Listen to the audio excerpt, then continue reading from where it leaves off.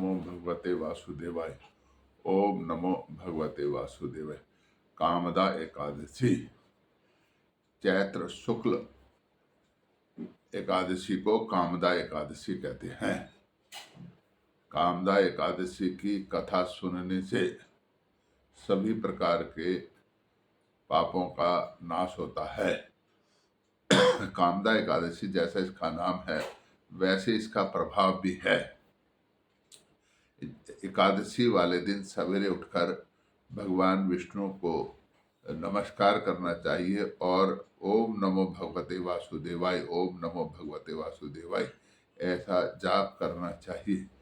पूरा दिन निराहार रहना चाहिए और इस दिन द्वादशी वाले दिन ब्राह्मण को भोजन कराकर उनसे अपनी मनोकामना कहनी चाहिए और वो अगर आपको कह दें कि आपकी सभी मनोकामना पूरी हो या ईश्वर का आप पर आशीर्वाद बना रहे, तो आप समझिए आपकी मनोकामना पूरी होती है। कामदा एकादशी वाले दिन भगवान ब्राह्मण के मुख से आपकी मनोकामनाएं पूर्ण करवाते हैं।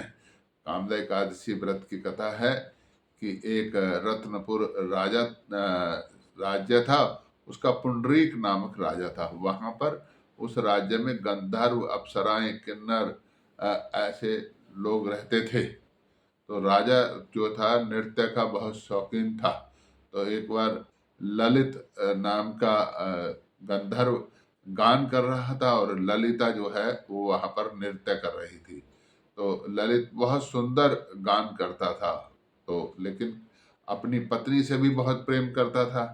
तो गान करते करते उसकी जो है ध्यान अपनी पत्नी की तरफ चला गया और उसका स्वाभाविक है, जब ध्यान भंग हुआ तो उसका जो है गान में भी फर्क पड़ा।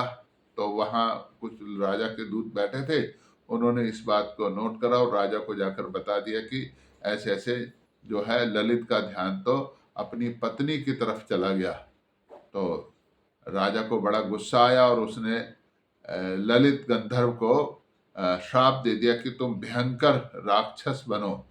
और श्राप के फलीभूत होते ही ललित जो है बड़ा भयंकर, एकदम काले पहाड़ जैसा उसका शरीर हो गया। बाल ऐसे बड़े बड़े वृक्षों के लताओं की तरह हो गए, पत्तों की तरह, टहनियों की तरह हो गए, बेल की तरह, लताओं की तरह उसके शरीर के अंग लटकने लगे और बहुत भयंकर। और वो सारा दुष्टता और कष्ट भोगता हुआ, दुष्टता फैलाता और कष्ट भोगता हुआ घूमता जंगलों में, और ललिता उसके पीछे पीछे जाती और बहुत दुखी हो रही थी कि ये क्या हो गया।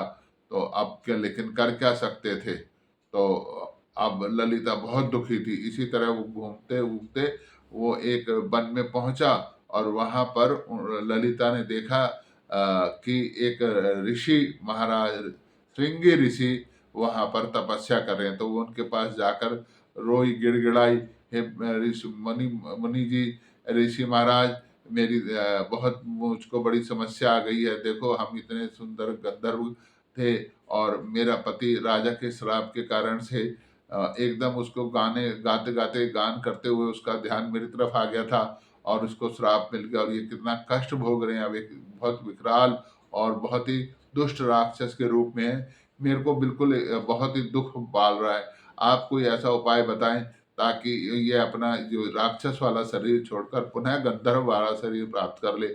ऐसे बहुत विलाप करती हुई बार बार ऋषि से अपनी समस्या साधु के सामने, मुनि के सामने घुटने टेक कर बैठ गई। प्रभु इसका कोई उपाय, कोई तो उपाय होगा। अच्छा, बहुत विलाप करने के बाद ऋषि ने पूछा कि अच्छा, मैं तुम्हें एक उपाय बताता हूँ।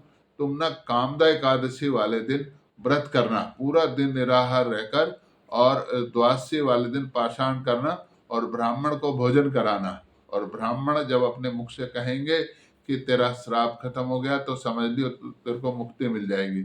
ललिता ने कामदा एकादशी का व्रत करा और व्रत करने के बाद जब उन्होंने ब्राह्मण को भोजन कराया और ब्राह्मणों ने उसको श्राप दिया कि तेरे सारे कष्ट दूर हो जाएंगे, तो वो जो ललित नामक जो राक्षस बन गया था गंधर्व, वो पुनः वापिस गंधर्व हो गया और ललिता के सारे कष्ट दूर हो गए।